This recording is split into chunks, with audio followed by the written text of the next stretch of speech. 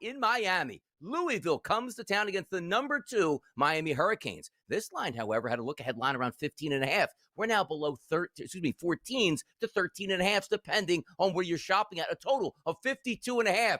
This is the time that we look at the Miami Hurricanes, Joe, and say they're a really good football team. But we've seen this in the past. Winning games you're supposed to win hasn't always been the easiest task for the Hurricanes. What's your spread line on this one, Joe?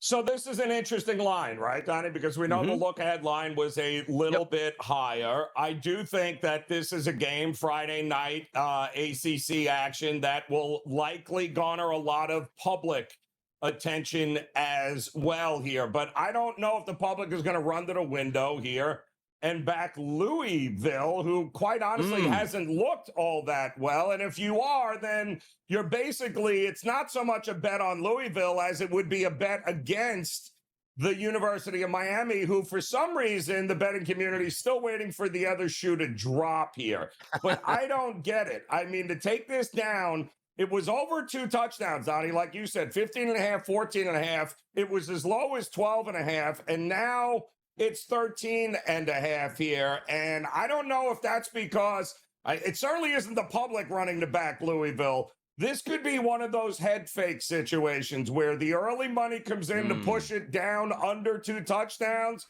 Maybe the public follows suit. And then I guarantee you before Friday, Donnie, this line will land over 2 touchdowns. Bet it now if you're looking at the U on Friday.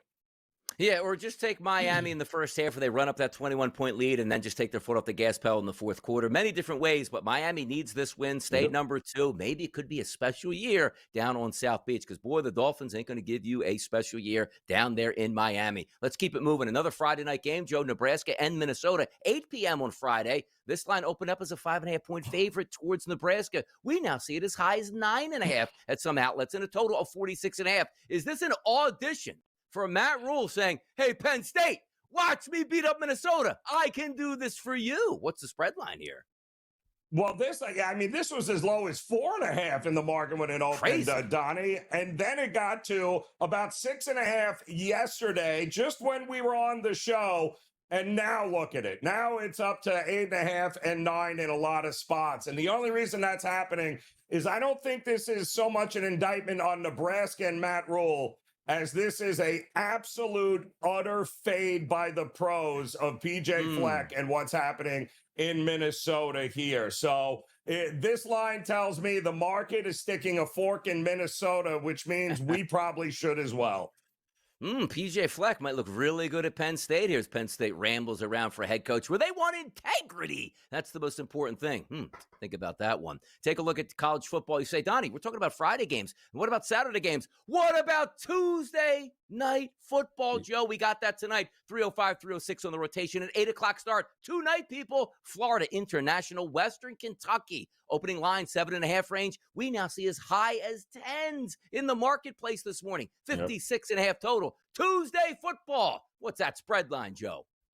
Well, it's important to remember here, Donnie, again, Tuesday night football, college, right? Tuesdays. I guarantee you this line has not moved 2 points because the public ran to the window to back Western Kentucky in any way, shape, or form. So understand when the handle is low on some of these early week games with teams that most of the public don't know where Western Kentucky is, what are the Hilltoppers who... That's not moving it. What's moving it is the pros have taken a clear stance and a line in the sand here. They like Western Kentucky. Both these defenses by the way, are just awful. Would not shock me at all if this game is a absolute wild shootout. Talked about the basketball poll here in NCAA action. It's coming up soon this season. Before you know, it's going to be feast week in college basketball, but we're feasting on college football right now. The AP Top 25 poll, no surprise, it's Ohio State sitting at number 1. Those Miami Hurricanes at number 2. And look at that. Indiana University, number 3. How about, Joe? I don't know. Indiana is a football school now. Woo! Yep. Yeah, kind of crazy, isn't it? And well, enjoy it now, Indiana, because Signetti will not be there and your head coach next year. I can assure you of that. But enjoy the ride while you can. I mean, listen, Last year, they beat all the bad teams, and when they played real competition, they got smoked. This year, not so much. So hats off to them. This team is for real. And maybe sooner rather than later, Donnie, if you're going to be going in the futures market, maybe you want to take a look there at maybe a Big Ten championship, make the playoffs, all of that fun stuff here with this team.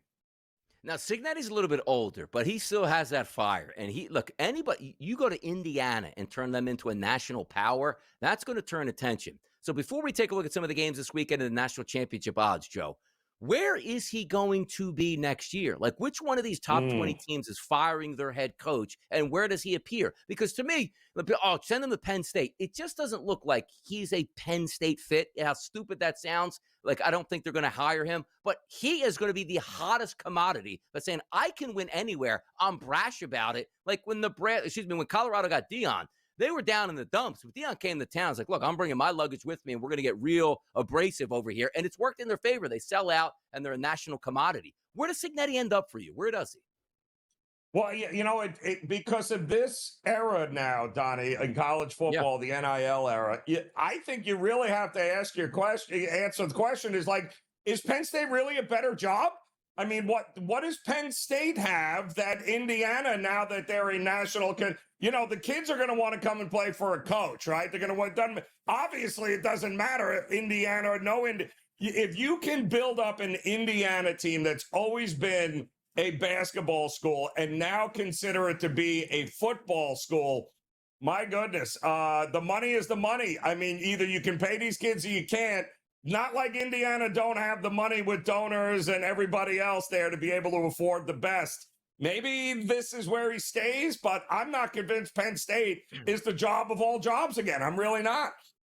Like, maybe we can get one of the producers in the background, because here's why, and I don't want to spill the beans yet. I saw a tweet go around with the 2026 schedule for the Penn State Nittany Lions. And I'm going to hold that comment right here, so maybe by the end of the segment, we can get a quick clip to see exactly what that schedule looks like, because I'm going to get back to that here. But let's take a look at the national championship odds, which start with Ohio State at a plus 320 price. Alabama actually coming in at number 2, Joe, sitting 6th here in the poll at 7-1. Then there's the Miami Hurricanes at plus 850, and away we go down there. Is Ohio State set to just trample everybody? Because when I look at a football team, and I love the way Miami's playing, but Ohio State's defense seems like it's just on a professional level, and they have enough talent on offense to get by. They should be the favorites. But are they getting your price point, Joe, at plus 320? You're buying somebody else.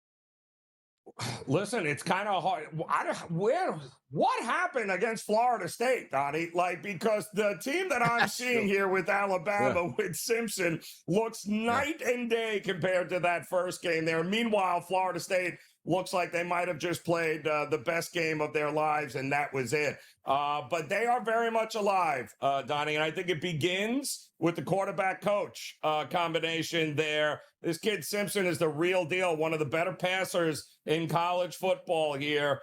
Alabama can beat you running the ball with your boy there, and Jam Miller, and they can beat you over the top. That's a very dangerous Alabama team. I'll tell you, the Heisman Trophy odds, South Florida's finest here. That is Carson Beck at a 3-1 price here to win the Heisman Trophy, just over Ty Simpson, who's playing great football after that debacle to Florida State opening weekend here. I just look at Carson Beck and Miami on the top. It just brings me back to one of the previous Heisman Trophy winners. Vinny Testaverde crashes his scooter before the Penn State game. Miami, just wrap yourself in bubble tape here. Get to the college football playoff and have your quarterback play good football. Are there too much expectations now down in Coral Gables, Joe? No, they're not. This is a big game coming up here. But listen, that is on both sides of the ball, Donnie, maybe the most complete team in college football right now. It remains to be seen with Ohio State because defensively we know they're elite. But if, it comes down to it, do I want the freshman or do I want Carson Beck at 40 years old leading my team? I think that's ultimately what it's going to come down to. As long as they don't shoot themselves in the foot, he should be the front runner from here on out. Let's go. By the way, let's get into some of these games this weekend coming up. Ole Miss heading between the hedges to take on the Georgia Bulldogs, Joe. This line opened up double digits. No longer. We're actually down to 7 at most outlets right now. Georgia and Ole Miss, 3:30 SEC battle this weekend. What are we looking at here? Well, boy, I tell you, Ole Miss, man, by the hair on their chinny chin last week. But listen, Ole Miss does that, right? They make the easy games look hard. They make the hard games look easy. I don't like this Georgia team. This is not the same old Georgia Bulldogs. They're pretty good against the run, Donnie, but against the pass, not so much. I'm pretty sure Ole Miss is not going to want to run the ball. It's going to be all about throwing the ball all over the field. I don't think Georgia can compete. I'll take the touchdown plus in this one here. I think Ole Miss gets it done. All right, how about this one here? Tennessee, Alabama, little Dixieland delight. 9.5-point favorite for Bama at home. Rocky Top coming to town here. Should be a fun one. 58.5. Love to see that as a total. I don't know that I want to sweat out an under in this game, Donnie. I am fairly certain both of these teams should be able to put some points on the board, and I think rather easily. Much like that Georgia-Tennessee game was a shootout, I think this could be one as well. Shoot it out at this point. A lot of good stuff coming up this weekend. Also, some other games, USC and Notre Dame. I'm telling you right now, Joe, Notre Dame wins again as we march towards the college football playoff after losing our first two games. Who said it can't get in the playoffs here? Who's talking all that nonsense? Notre Dame double-digit winner over SC, Joe. I'm calling it right now. Well, USC, you got to win a game on the road, Lincoln Riley, against a good team. Let's see you do it here this week. James Franklin was a year away from putting it together. Come back after the break. I want to show you something. I get angry at Penn State, right? Sometimes it can be a little bit envious because the reason why, Joe, is I want to talk to you about Penn State's 2026 schedule. Because every year we look at Penn State, it's the same MO. Like, you are James Franklin. You're an institution that sells out 110,000 tickets every single game.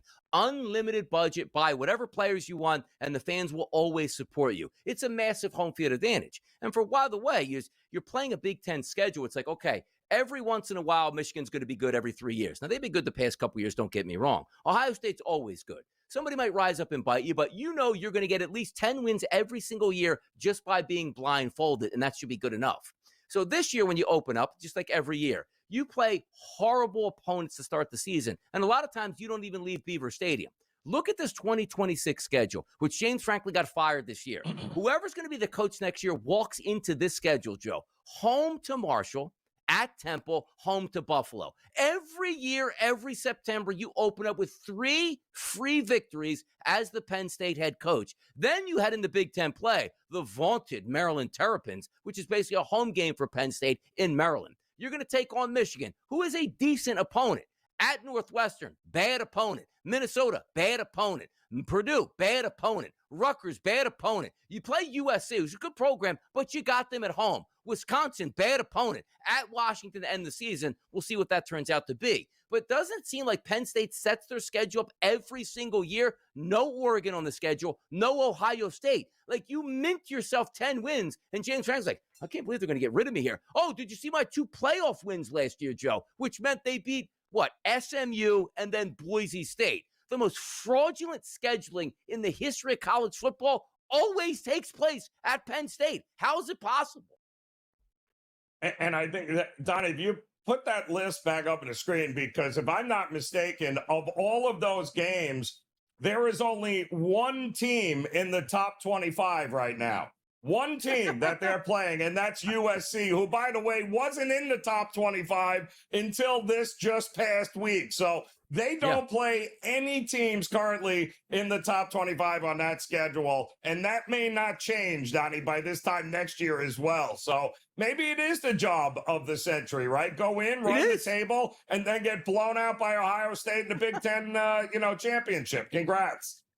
Like, it feels like if you are the coach, let's just say it is Matt Rule, right? So Matt Rule comes to town for Penn State, wins like 11 games or 10 games next year. You know what he's going to do in him and his agent. He's going to be another hot. Oh, Matt Rule looks like he wants to go back to the NFL. And Penn State goes like, no, we gave you an 8-year deal. Let's make it 11 now, all guaranteed money. Whoever gets that Penn State job, at least for 1 year, is a flat-out gold mine. You can roll your helmet out and win 10 games and be like the new savior of Penn State football at this point. That's why I wanted to bring up that schedule, because it's ridiculous. The same way it always is. Every college football team in September typically gets tested. Penn State never tested here. Were they top 5 team, top 3 team, top 2 team entering into the season? Stop the madness with Penn State here.